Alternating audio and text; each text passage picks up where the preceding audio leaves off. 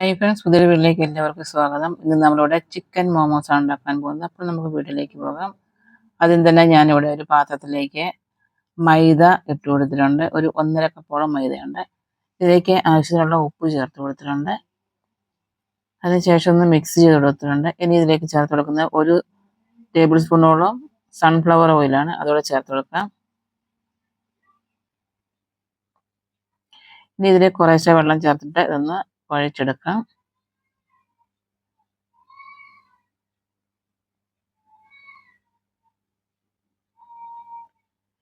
അപ്പോൾ ഇതേപോലെ നമ്മൾ കുറേശ്ശെ വെള്ളം ചേർത്ത് മാവൊന്ന് കുഴച്ചെടുത്തിട്ടുണ്ട്. ഇനി നമുക്കിതൊന്ന് റെസ്റ്റ് ചെയ്യാൻ വേണ്ടിയിട്ടൊക്കെ 1 മണിക്കൂറോളം റെസ്റ്റ് ചെയ്യാൻ വേണ്ടിയിട്ട് വയ്ക്കുന്നുണ്ട്.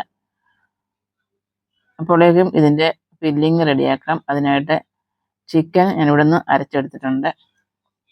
ഇതിലേക്ക് സവാള ചെറുതായിട്ട് കട്ട് ചെയ്ത് ചേർത്ത് കൊടുത്തിട്ടുണ്ട്. ഇനി ഇതിലേക്ക് പച്ചമുളകാണ് ചേർത്ത് കൊടുക്കുന്നത്. 2-3 പച്ചമുളക് ചെറുതായിട്ട് കട്ട് ചെയ്ത് ചേർത്ത് കൊടുത്തിട്ടുണ്ട്. സ്പ്രിംഗ് ഒനിയൻ ചേർത്ത് കൊടുത്തിട്ടുണ്ട്. ഇതിലേക്ക് മല്ലിയില ചെറുതായിട്ട് കട്ട് ചെയ്തോടെ ചേർത്ത് കൊടുക്കാം. അതിനുശേഷം ഇതിലേക്ക് ഇഞ്ചി വെളുത്തുള്ളിയുടെ പേസ്റ്റ് 1 സ്പൂണോളം ചേർത്ത് കൊടുത്തിട്ടുണ്ട്. ഇതിലേക്ക് 1 ടേബിൾ സ്പൂണോളം സോയാ സോസും 1/4 ടീസ്പൂണോളം കുരുമുളക് പൊടിയും ചേർത്ത് കൊടുക്കുന്നുണ്ട്. ഇനി ഇതിലേക്ക് നമുക്കൊരു കുറച്ച് ഉപ്പ് കൂടെ ചേർത്ത് കൊടുക്കാം. ഇതെല്ലാം കൂടെ നന്നായിട്ടൊന്ന് മിക്സ് ചെയ്ത് കൊടുക്കാം. ഇപ്പം നമ്മളിതെല്ലാം കൂടെ നന്നായിട്ടൊന്ന് മിക്സ് ആക്കി കൊടുത്തിട്ടുണ്ട്. അപ്പം നമ്മൾ നേരത്തെ ഇവിടെ മാവ് റെഡിയാക്കി വെച്ചിട്ടുണ്ടായിരുന്നു. 1 മണിക്കൂറോളം നമ്മളിത് റെസ്റ്റ് ചെയ്യാൻ വേണ്ടിയിട്ട് വെച്ചിട്ടുണ്ടായിരുന്നു. അപ്പം ഇപ്പം ഇതിൽ നിന്നും കുറേശ്ശെ മാവ് എടുത്ത് നമുക്കിതൊന്ന് ചെറിയ ഉരുളകളാക്കി എടുത്തിട്ട് ഇതൊന്ന് പരത്തിയെടുക്കാം. അതല്ലെങ്കിൽ ഇതുപോലെ വലുതായിട്ട് പരത്തിയെടുത്തതിന് ശേഷം ഇതേപോലെ നമുക്ക് കട്ട് ചെയ്തെടുക്കാവുന്നതാണ്.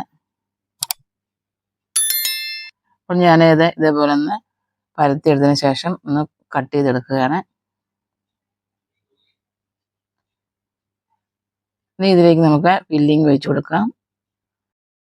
അപ്പോൾ ഇതിലേക്ക് ഫില്ലിങ് വെച്ച് കൊടുത്തിട്ടുണ്ട്. അതിനുശേഷം നമുക്കിത് ഫോൾഡ് ചെയ്തതിന് ശേഷം ഇതേപോലെ ഒരു ഫോർക്ക് ഉപയോഗിച്ച് ഇതേപോലെ ഒന്ന് പ്രസ് ചെയ്ത് കൊടുക്കാവുന്നതാണ്. ഞാനിവിടെ ഒരു ഇഡ്ഡലി പാത്രത്തിൽ വെള്ളം തിളയ്ക്കാൻ വെച്ചിട്ടുണ്ടായിരുന്നു. അപ്പോൾ തട്ട് വെച്ചതിന് ശേഷം അതിലേക്ക് ഇത് ഇറക്കി വയ്ക്കാം. അപ്പോൾ ഇനി അതിലേക്ക് നമുക്ക് ഈ റെഡിയാക്കി വെച്ചിരിക്കുന്ന മോമോസ് വെച്ച് കൊടുക്കാം. വെച്ച് കൊടുത്തതിന് ശേഷം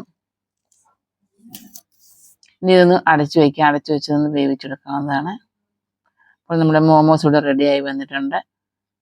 അപ്പോൾ നമുക്ക് പാത്രത്തിലേക്ക് മാറ്റാം. വളരെ എളുപ്പത്തിൽ നമ്മളിവിടെ മോമോസ് റെഡി ആയിട്ടുണ്ട്. അപ്പോൾ വീണ്ടും പുതിയൊരു വീഡിയോ ആയിട്ട് അതിലേക്കും ബൈ.